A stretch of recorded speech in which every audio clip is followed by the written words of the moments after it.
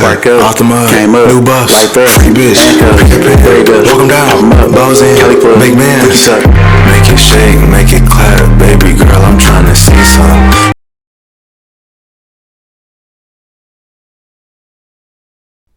What up, though? You already know I go. Smash, like, subscribe, comment. I don't care what you comment as long as you comment, you dig. I had a question asked to me about, asked to me by a female that was standing by her dude 100%. I commend you because it's not too many women like that give that men a lot of support coming home. If you got loved ones locked up in the penitentiary and they're about to go see the parole board for the first time, or they just not good at it, or whatever the case may be, just a little advice because I studied this. Shout out Joy Road, not Joy Road from Chippewa, but Joy Road from that I met at Marquette Correctional Facility Level 1. Joy Road was the epitome of proper preparation prevent poor performance. He researched psychology behind parole board meetings, so on and so forth. This guy just was good at what he did, right? Also, I talked to a parole board officer, whatever you call it, parole board trustee, whatever you call it, right? They said they read body language. So when you up there with your hands folded, that means you got something to hide, so on and so forth. Talking too much with your hands, you just got to be settled about what you say and what you do.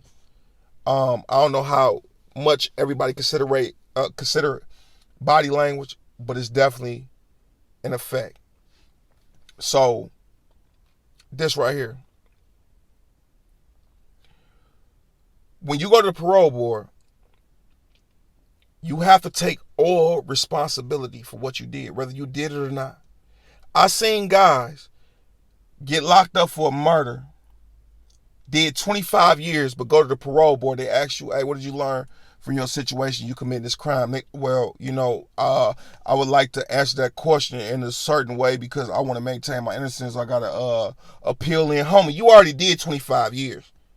It don't even matter no more. You damn near exhausted all your resources to get back on appeal. You right there at the door. Why you going to sit up and keep denying, what you did or what they accuse you of doing? The point is to get out. You can continue your appeal when you out. You continue to try to maintain your innocence when you get out after you get the parole. Guys go up there, oh yeah, I don't want to answer it this way because I don't want to, make it seem like I did it, so on and so forth. Homie, nobody cares no more. Like, you really think that, bro, you don't did the whole 25 years you got sentenced to. It make no sense to me, right? So you want to take ownership for everything you did. They're going to ask you, oh, did you make a mistake? Say no. I didn't make a mistake. I made a bad decision. A mistake is walking up the stairs slipping on some ice. A mistake is thinking you should have cooked the steak for 15 minutes and you cooked it for 25, right? That's a mistake. You made a conscious bad choice, so you got to own up to it. When they ask you, what have you learned? What remorse do you feel? Express extreme remorse for what you've done. That's taking accountability for. Express to them how you put yourself in the victim's shoes, in the victim family's shoes. Express to the parole board how you affected your own life also, but don't make that the star emphasis. Don't start at, right? Because it's really not about you. It's about your victim and how you realize and how remorseful you are for what you've done, right? How you realize what you've done. You know what I'm saying? Make sure you do that. Don't go up there blaming people. Oh, this situation, this. Hey, why'd you do your crime? Well, I made a bad decision. Not a mistake. I made a bad decision. I didn't have the coping skills. I didn't have the anger prevention mechanisms that I learned in the classes that you guys assigned me. But during the classes, you can look on the paper. I was in the 90% range. I was one of the top students in the class. It was a class of 10 people. I was the top 2 student. I always participated. I went to 90 days worth of classes, and I received a good high score, over 85% or 90% out of those 90 days or 60 days. Hey, look, if it was 90 days, I scored in the high percentile rate 85 times out of 90. or 80 times out of 90, so on and so forth. You want to highlight that. They don't respect certificates that you didn't get ordered to do. They don't respect those, but you can still bring them and show them, hey, you can go look, or you can ask, or so on and so forth, that I took a parenting class. Parenting classes wasn't mandatory, but I wanted to be a better person to my child. I wanted to teach them how to not go down my route. I wanted to equip them with skills that I didn't have. I wanted to understand what it'd be like going home, readjusting life with my children, being a father or a mother, or so on and so forth. You want to let them know that you learned a lot of things. Hey, I maintained the job for 90 days straight, or a year straight, so on and so forth. I wasn't fired. I wasn't laid off. None of that stuff. I did what I was supposed to do. I occupied my time with constructive activities to better myself, to go back out here in society and reacclimate. You want to use many big words as you can and use them correctly. You don't want to just go to the parole board and wing it. You got to think of every question they might possibly ask you. You got to go to the person that went to the parole board a month before you, ask them every question that they ask you. Oh, what about this ticket right here? Okay, yeah, well, that ticket was 3 years ago. You know, I was frustrated. I made a horrible decision. Want to put my pain and frustration off on other people, hurt people, so on and so forth. You want to let them know all this, like that you actually thinking about the bad decisions that you made.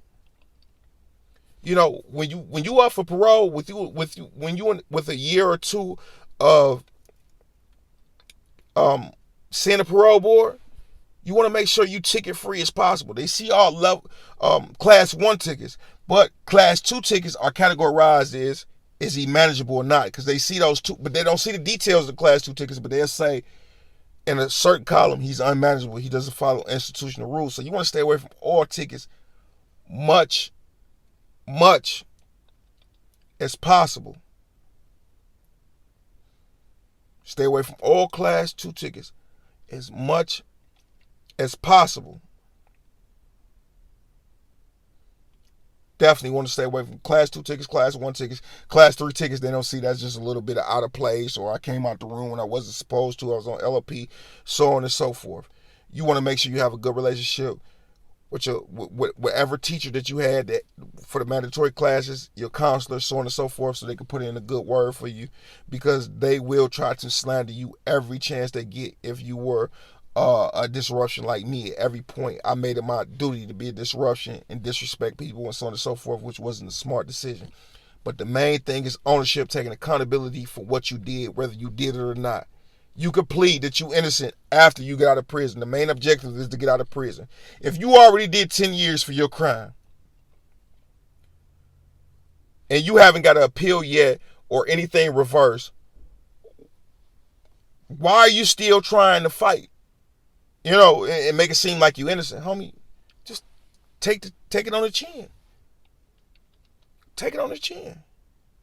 Period. You joined a religion. You got moral principles. You got religious principles.